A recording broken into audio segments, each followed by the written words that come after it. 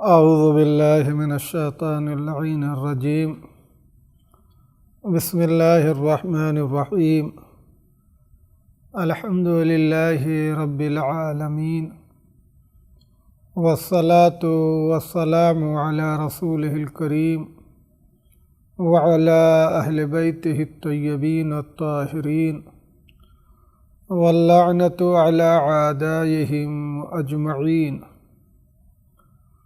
اما بعد فقد قال اللہ تبارک وتعالی فی محکم کتابہ ومتقنہ وقولہ الحق بسم اللہ الرحمن الرحیم اللہ لا الہ الا هو لیجمعنکم الی یوم القیامہ لا ریب فیہ ومن اصدق من اللہ حدیثا۔ اس سے پہلے آپ کے سامنے یہ ذکر کیا جا چکا ہے کہ موت عالم آخرت تک پہنچانے کا ایک ذریعہ ہے، اور موت کے حوالے سے یہ بات بھی ذکر کی جا چکی ہے کہ انسان کو یقیناً اس دنیا سے کوچ کرنا ہے، ہر شخص کو موت آ کے رہے گی، اور موت کے آنے میں جو مشکلات اور سختیاں یا سہولت اور آسانیاں یہ در واقع انسان کے اپنے اعمال، افعال، کردار اور اس کے عقیدہ حقہ کی وجہ سے پیش ہوتی ہیں، لذا انسان کو چاہیے کہ صحیح عقیدہ اور اسلامی طرز پر زندگی بسر کرے تاکہ موت ایسے آئے جیسے خوشبو پھول سے نکلتی ہو، ایسے ہی روح جسم سے نکلے۔ اور جب یہ طے ہے کہ موت ایک وسیلہ اور ایک ذریعہ ہے اس عالم مادہ سے عالم آخرت تک پہنچنے کا، تو اب اس عالم مادہ اور عالم آخرت کے درمیان یہ جو فاصلے ہیں، اس چیز کو اور اس دنیا کو عالم برزخ کے نام سے یاد کیا جاتا ہے۔ عالم برزخ کی ابتدا موت کے بعد سے شروع ہوتی ہے، اور عالم برزخ کا اختتام آغاز قیامت سے ہے۔ جب انسان عالم برزخ میں پہنچا تو اب عالم برزخ کے اپنے مسائل کے جسے گزشتہ درس میں خود عالم برزخ کی تعریف اور عالم برزخ میں جو مرحلے اور جو مسائل تھے انہیں آپ کے سامنے ذکر کیا جا چکا ہے، بالخصوص قبر میں سوال و جواب کے حوالے سے، عذاب قبر، فشار قبر کے حوالے سے، خود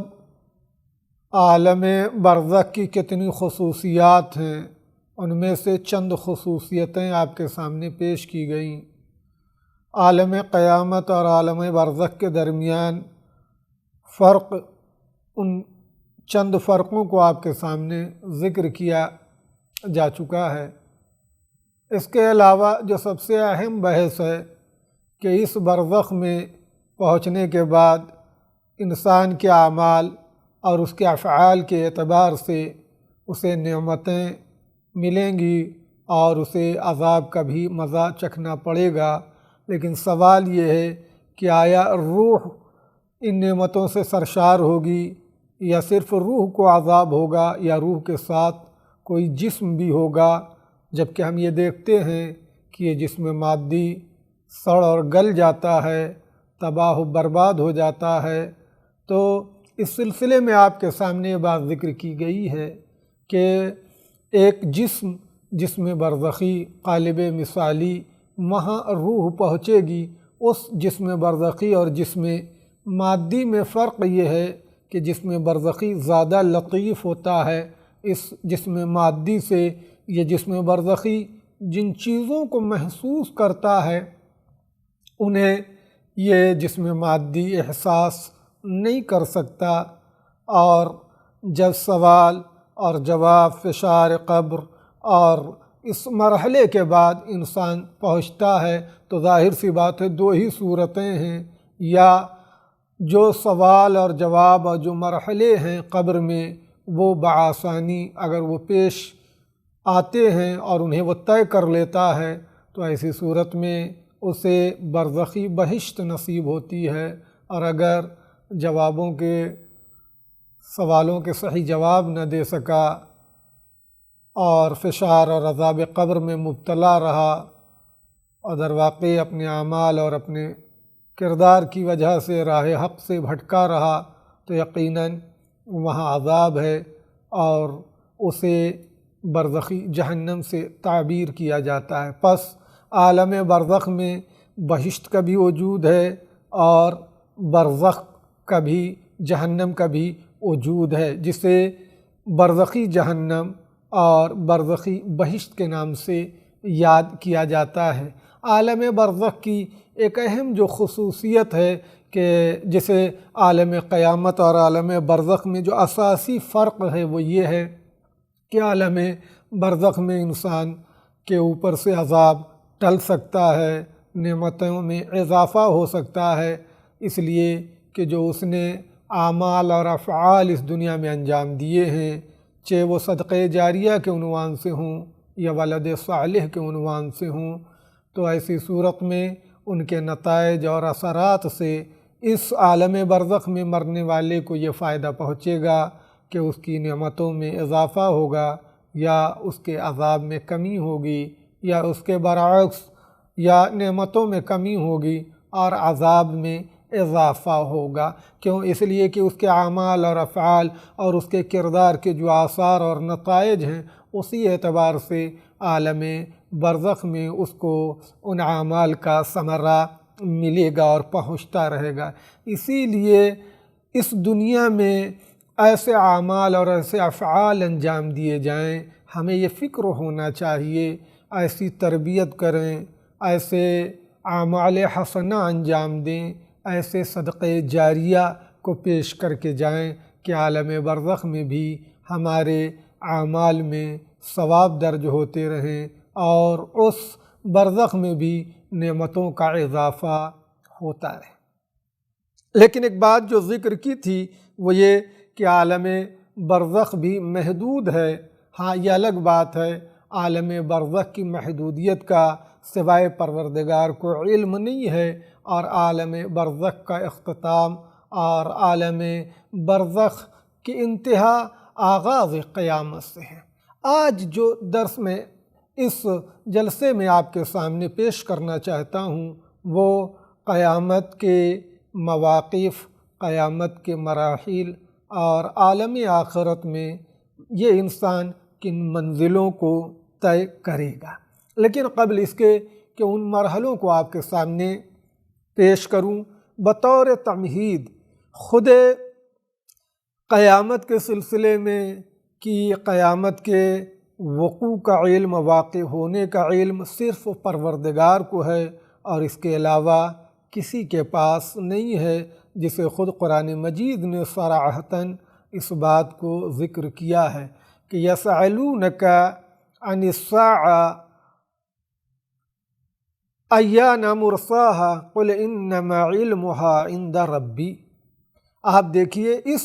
سورہ اعراف کی آیہ کریمہ میں اس بات کو پیش کیا گیا ہے کہ جب وہ آپ سے سوال کریں قیامت کے بارے میں کہ قیامت کب برپا ہوگی تو آپ ان سے کہہ دیجئے کہ اس کا علم ہمارے رب اور پروردگار کے پاس ہے۔ دوسری چیز جو بطور تمہید آپ کے سامنے ذکر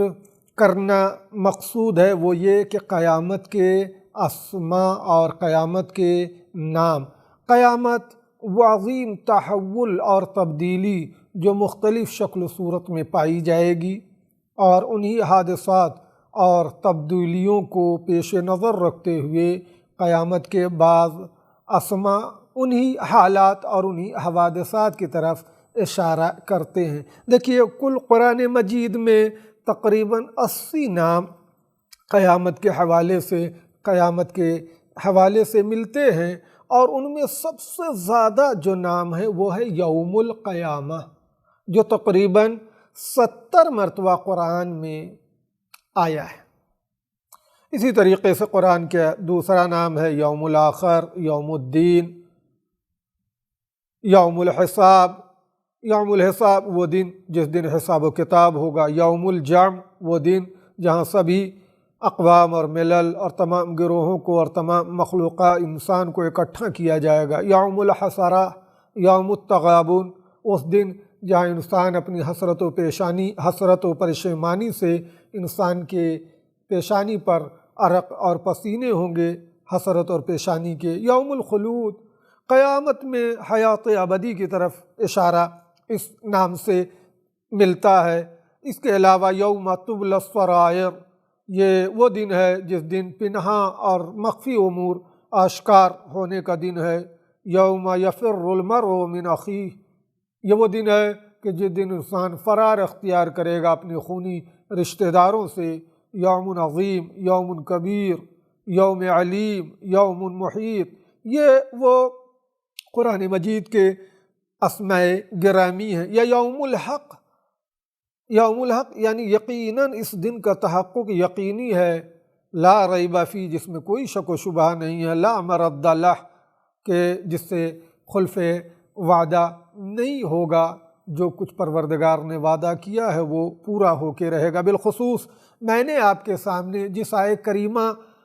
کی تلاوت کی تھی، پڑھا تھا آیہ کریمہ کو، اس میں صراحتاً پروردگار کا یہ اعلان ہے کہ اللہ وہ خدا ہے کہ جس کے علاوہ کوئی معبود نہیں، اللہ لا الہ الا ہوا،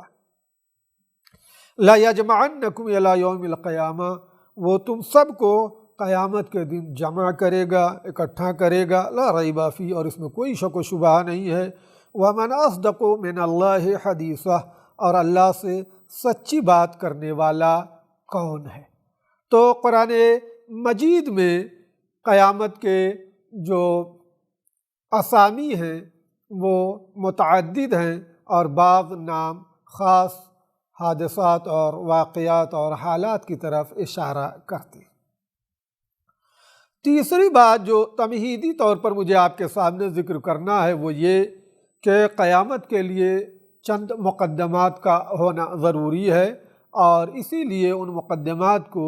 علائم قیامت کی نشانیوں کے نام سے یاد کیا جاتا ہے۔ خود قرآن مجید میں نشانیوں کا ذکر ہوا ہے، بالخصوص روایات میں تو تفصیل سے علائم قرآن کو بیان کیا گیا ہے۔ میں سب سے پہلے قرآن مجید میں ان آیتوں کی طرف اشارہ کرنا چاہتا ہوں کہ جن آیتوں میں علائم قیامت کو بیان کیا گیا ہے، قیامت کی نشانیوں کو بیان کیا گیا ہے، ان میں ایک علامت ہے دابۃ الارض کے نام سے، جیسا کہ سورہ نمل کی 82ویں آیت میں ارشاد ہوتا ہے، بسم اللہ الرحمن الرحیم، اذا وقع القول علیہم اخرجن لهم دابۃ من الارض تکلمهم ان الناس كانوا بآیاتنا یوقنون۔ ارشاد رب العزت ہے کہ اور جب ان پر وعدہ پورا ہوگا تو ہم زمین سے ایک چلنے والا نکال کر کھڑا کریں گے جو ان سے یہ بات کرے کہ کون لوگ ہماری آیتوں پر یقین نہیں رکھتے۔ پس قیامت کی پہلی نشانی اس آیہ کریمہ کی روشنی میں دابۃ الارض، زمین سے ایک چلنے والے کا کھڑا ہونا ہے، نکلنا ہے۔ دوسری نشانی کی جو قیامت کی نشانیوں میں جس کا ذکر قرآن مجید میں ملتا ہے وہ سورہ دخان کی 10ویں اور 11ویں آیہ کریمہ ہے، جس میں ارشاد رب العزت ہو رہا ہے، بسم اللہ الرحمن الرحیم، فارتقب یوم تأتی السماء بدخان مبین یغشی الناس ھذا عذاب علیم، لہذا آپ اس دن کا انتظار کیجئے جب آسمان واضح قسم کا دھواں دیکھ کر آ جائے گا جو تمام لوگوں کو ڈھانپ لے گا کہ یہی دردناک عذاب ہے۔ اس آیہ کریمہ میں دخان یعنی دھوئیں کو علائم قیامت میں شمار کیا گیا ہے۔ تیسری علامت جو سورہ انبیاء کی آیہ کریمہ میں ارشاد ہوتا ہے کہ بسم اللہ الرحمن الرحیم حتی اذا فتحت یاجوج وماجوج وهم من كل حدب ينسلون واقترب الوعد الحق فإذا هي شاخصة أبصار الذين كفروا بها يا ويلنا قد كنا في غفلة من هذا بل كنا ظالمين۔ اس آیہ کریمہ میں یہ ارشاد ہوتا ہے یہاں تک کہ جب یاجوج اور ماجوج آزاد کر دیے جائیں گے اور زمین کی ہر بلندی سے دوڑتے ہوئے نکل پڑیں گے اور اللہ کا سچا وعدہ قریب آ جائے گا تو سب دیکھیں گے کہ کفار کی آنکھیں پتھرا گئی ہیں اور وہ یہ کہہ رہے ہیں کہ وائے ہو ہم پر، ہم بالکل غفلت میں پڑے ہوئے تھے بلکہ ہم اپنے نفس پر ظلم کر رہے تھے۔ یہ جو 3 آیتیں میں نے آپ کے سامنے پڑھی ہیں، ان تینوں آیتوں میں قرآن کی 3 قیامت کی 3 علامتوں کو بیان کیا گیا ہے۔ لیکن اگر روایات میں دیکھا جائے تو روایت میں تفصیل سے ان علائم کو بیان کیا گیا ہے، علائم قیامت کو، اور اگر تقسیم کیا جائے ان علائم کو قیامت کی علامتوں میں کو تو 2 طریقے کی تقسیم سامنے آتی ہے۔ پہلی وہ نشانیاں کہ جو زمین اور آسمان میں واقع ہوں گی اور خاص افراد کا خروج، اور وہ نشانیاں جو لوگوں کی رفتار اور صفات میں ظاہر ہوں گی، جیسے سورج کا مغرب سے نکلنا، شرق اور غرب میں زمین کا دھس جانا، دجال، دابۃ الارض، دخان، یاجوج ماجوج کا خروج، یہ وہ نشانیاں ہیں۔ ان میں بالخصوص دجال یعنی ایک شخص یا چند ایسے فریبکار اور مکار وہ افراد جو لوگوں کو توحید و ولایت اور راہ حق و عدالت سے منحرف کرنے کی سعی اور کوشش کریں، انہیں دجال کے نام سے یاد کیا جاتا ہے۔ یہ وہ نشانیاں ہیں کہ جنہیں علائم قیامت کے نام سے پہچانا جاتا ہے۔ دابۃ الارض یعنی وہ ایسا فوق العادہ انسان جس کا ایک ہدف اور مقصد تو یہ ہو کہ مسلمانوں کی صفوں سے منافقین کو الگ کرے، اور روایتوں سے یہ بات واضح ہے کہ وہ عظیم شخصیت کے پاس عصائے موسیٰ اور جناب سلیمان کی انگوٹھی ہے، اور متعدد روایتوں میں اس دابۃ الارض کو کہ مصداق کو امیر کائنات علی بن ابی طالب علیہ السلام کو بتایا گیا ہے کہ جو قیامت سے پہلے جن کی رجعت ہوگی اور آپ اس دنیا میں آ کر حکومت کریں گے، یہ مراد ہے دابۃ الارض۔ دخان جس علامت کو آیہ کریمہ میں ذکر کیا گیا ہے علامت قیامت کے عنوان سے، دخان یعنی وہ غلیظ دھواں جس سے صفحہ آسمان چھپ جائے، اور یہ نشانی در واقع دنیا کے خاتمے اور ظالموں کے لیے عذاب کا آغاز ہے۔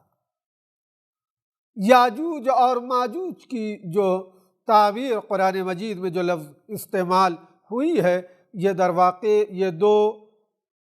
وحشی اور خوخار قبیلے کا نام ہے کہ جن کے افراد جنگجو اور غارت گر تھے۔ یہ جناب ذوالقرنین کے ذریعے انہیں محصور اور محدود کر دیا گیا، اور اس گروہ کا یاجوج و ماجوج کا حضور قیامت کی نشانیوں میں سے ایک نشانی ہے۔ پس پہلی وہ نشانی کہ جس کا تعلق پہلی قسم قرآن قیامت کی نشانیوں کا یہ تھا کہ اس کا تعلق ضمیر اور آسمان سے ہوگا۔ دوسری کچھ وہ علامت جو لوگوں میں پائی جائیں گی جس سے یہ پتہ چل جائے گا کہ قیامت آنے والی ہے، جیسے نماز کی پامالی، شہوت خواہشات نفس کی پیروی، مال اور ثروت اور دولت کی تعظیم، دین فروشی، ظالم حاکمان وقت اور فسق و فجور کا علنی ہونا، خیانت، طلاق کی کثرت، یہ وہ حالات ہیں جو انسانوں میں اور لوگوں کے درمیان پائی جائیں گی۔ یہ نشانیاں کہ جنہیں علائم قیامت کے نام سے یاد کیا جاتا ہے۔ اب اگر ذرا سا دقت کر لیں ان علامتوں کو جو میں نے آپ کے سامنے ذکر کیا ہے، ان میں سے کچھ وہ علامتیں ہیں کہ جو علائم ظہور بھی ہیں، اور بلکہ مبالغہ نہ ہوگا اگر یہ کہا جائے کہ خود امام عصر عجل اللہ تعالی فرجہ الشریف کا ظہور اور رجعت یہ قیامت کے علامت اور شرائط میں سے۔ پس کچھ وہ نشانیاں ہیں جو ظہور سے پہلے ہوں گی، اور وہ نشانیاں ظہور کے بعد ختم ہوں گی، اور یہ حکومت عادل تا قیام قیامت ظہور کے بعد انشاءاللہ باقی رہے گی۔ یہ تمہیدی وہ گفتگو تھی جو عالم آخرت کے حوالے سے آپ کے سامنے ذکر کیا ہے۔ اب یہاں سے اصل بحث وہ قیامت کے مراحل اور مواقف ہیں۔ میں سب سے پہلے قیامت کے مواقف اور مراحل سے کیا مراد ہے، کہتے ہیں وہ واقعات اور وہ حادثات جو بالترتیب قیامت میں انسان کے روبرو ہوں گے، جیسے سور کا پھونکنا، نشر اور بعث، حشر اور جمع کرنا، لوگوں کا روز حشر اکٹھا ہونا، نامہ اعمال، حساب و کتاب، اعمال پر گواہیاں، میزان، صراط، حوض، ثواب اور عقاب، اور بہشت اور جہنم۔ یہ وہ منازل ہیں جنہیں منازل آخرت کے نام سے یاد کیا جاتا ہے۔ قیامت سے پہلے کچھ وہ حادثات جو رونما ہوں گے کہ جس سے سبھی کو اس قدر وحشت اور دہشت ہوگی کہ حتیٰ وہ ملائکہ جن سے کوئی گناہ صادر نہیں ہوتا وہ بھی وحشت زدہ ہو جائیں گے۔ یعنی قیامت کے وقوع سے پہلے یہ علائم اتنے سخت اور شدید ہوں گے، جیسا کہ خود امیر کائنات علی بن ابی طالب علیہ السلام کا بیان ہے کہ اس دن کی شدت سے بچے بوڑھے ہو جائیں گے اور بوڑھے بے ہوش ہو جائیں گے، اور جنین ماں کے شکم سے ساقط ہو جائیں گے، دودھ پلانے والی عورتیں اپنے بچوں کو بھول جائیں گی۔ اس قدر اس دن خوف اور ہراس ہوگا کہ وہ ملائکہ کہ جن سے گناہ بھی صادر نہیں ہوتا، گناہ کے صدور کا تصور بھی نہیں کیا جا سکتا، وہ بھی وحشت اور ہراس اور خوف میں مبتلا ہو جائیں گے۔ اگر آپ دقت کریں امیر کائنات علی بن ابی طالب علیہ السلام کا یہ کلام انہی آیت الہیہ سے ماخوذ ہے کہ جو سورہ حج کی دوسری آیت کریمہ ہے کہ جس میں ارشاد رب العزت ہو رہا ہے، بسم اللہ الرحمن الرحیم، یوم ترون تذہل کل مرضعہ عما ارضعت وتضع کل ذات حمل حملها وتری الناس سکارى وما هم بسکارى ولکن عذاب اللہ شدید۔ جس دن تم دیکھو گے کہ وہ دودھ پلانے والی عورتیں اپنے بچوں سے غافل ہو جائیں گی اور حاملہ عورتیں اپنا حمل گرا دیں گی، اور لوگ نشے کی حالت میں نظر آئیں گے، درحالے کہ وہ مست نہیں ہوں گے بلکہ اللہ کا عذاب بہت سخت اور شدید ہوگا۔ یہ قیامت اور آخرت کے مراحل میں سب سے پہلا مرحلہ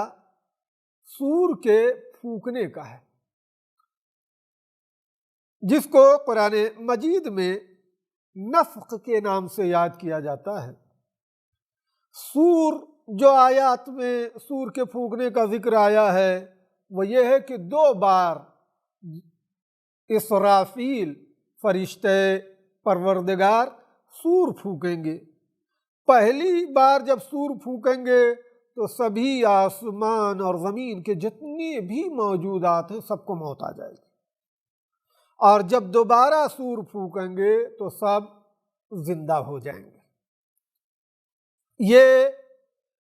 عالم آخرت کا پہلا مرحلہ ہے،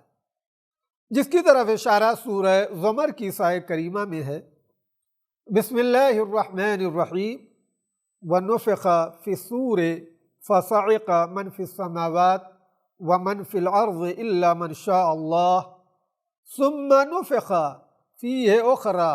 فَإِذَا هُمْ قِيَامٌ يَنْظُرُونَ۔ اور جب سور پھونکا جائے گا تو زمین اور آسمان کی سبھی مخلوق بے ہوش ہو کر گر پڑیں گی، علاوہ ان کے جنہیں خدا بچانا چاہے۔ اس کے بعد دوبارہ سور پھونکا جائے گا تو سب کھڑے ہو کر دیکھنے لگیں گے۔ دیکھیے سور جو جناب اسرافیل سور پھونکیں گے، یہ زمین اور آسمان میں بھی ایک تحول پیدا ہوگا، جس کی طرف خود قرآن مجید نے اشارہ کیا ہے۔ فَإِذَا نُفِخَ فِي الصُّورِ نَفْخَةً وَاحِدَةً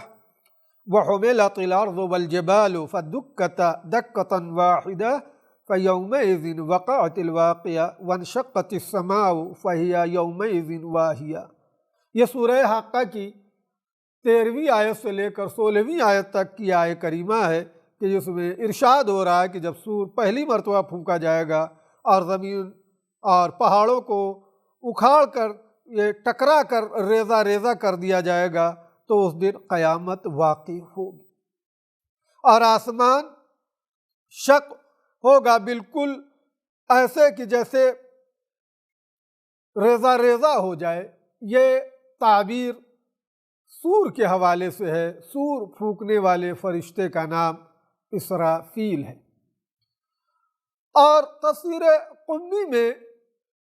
یہ بات صراحتاً ذکر ہے کہ جب سب مر جائیں گے تو اس وقت پروردگار سور پھونکنے سے جب سب کو موت آ جائے گی تو پروردگار اسرافیل سے کہے گا کہ تم بھی مر جاؤ۔ اسرافیل کو بھی حکم دے گا مرنے کا، اور وہ ان کو بھی موت آ جائے گی۔ اس کے بعد یہ تو پہلا سور پھونکنا ہے، اور جب دوسرا بار سور پھونکیں گے تو ایسی صورت میں سب زندہ ہوں گے، اور بحکم خدا اسرافیل زندہ ہونے کے بعد جب سور پھونکیں گے تو سبھی مردے زندہ ہو جائیں گے۔ یہ پہلا مرحلہ۔ دوسرا مرحلہ جو آخرت کے مراحل میں جس کا ذکر ملتا ہے وہ ہے نشر یا بعث۔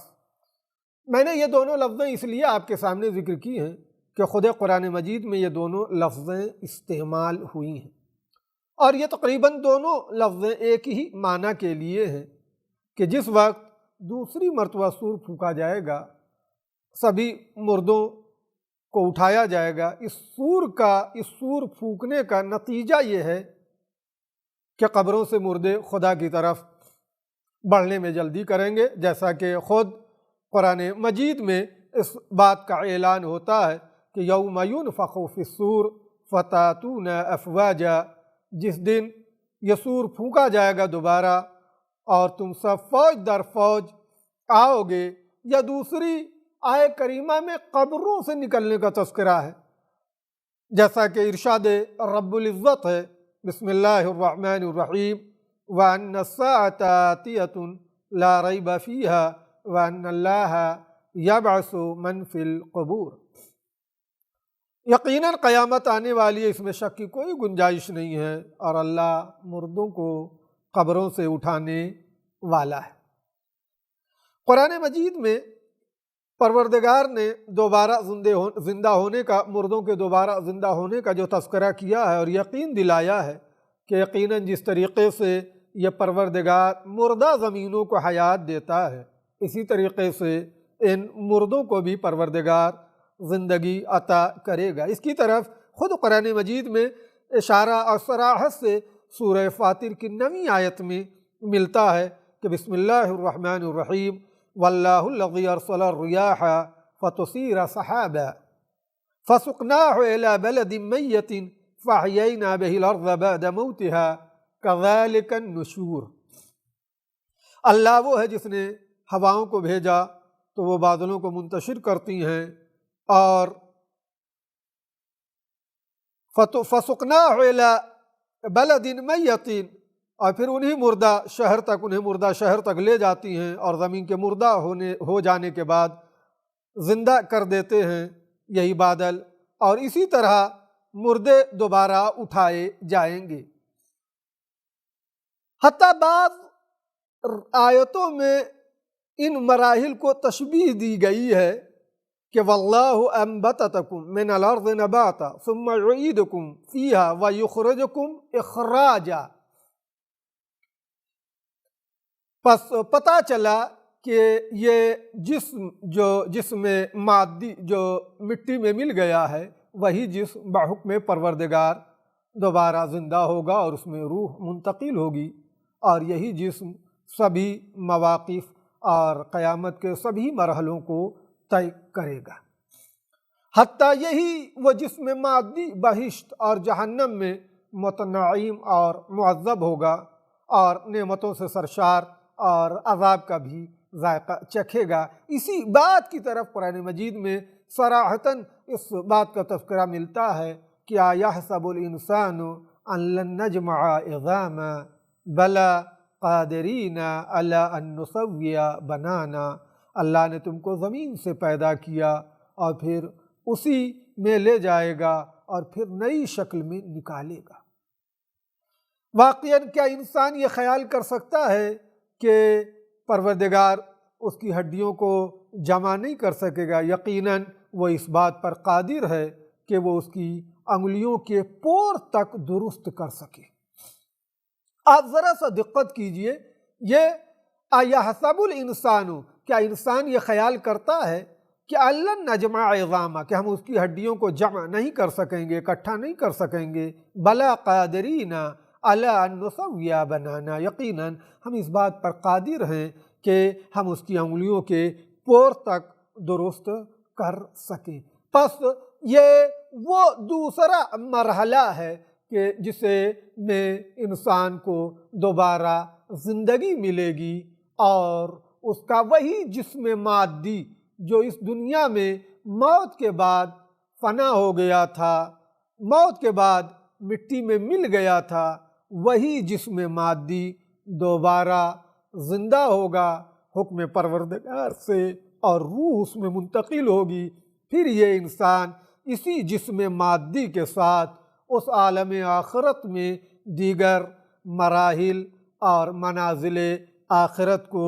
طے کرے گا۔ وآخر الدعوان ان الحمد للہ رب العالمین۔